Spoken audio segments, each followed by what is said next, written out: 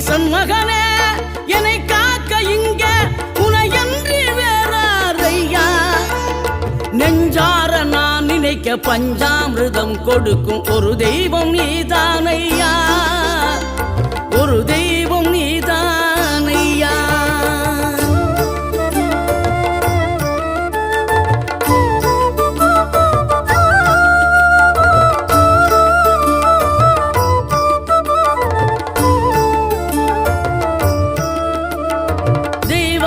வள்ளியுடன் மணக்கோலம் கொண்டு திருப்பரம் குன்றம் வாழ்கின்றவன் நீ தேவர்களை காத்திடவே வீரமுடன் வேலெடுத்து செந்தூரில் ஆழ்கின்றவன்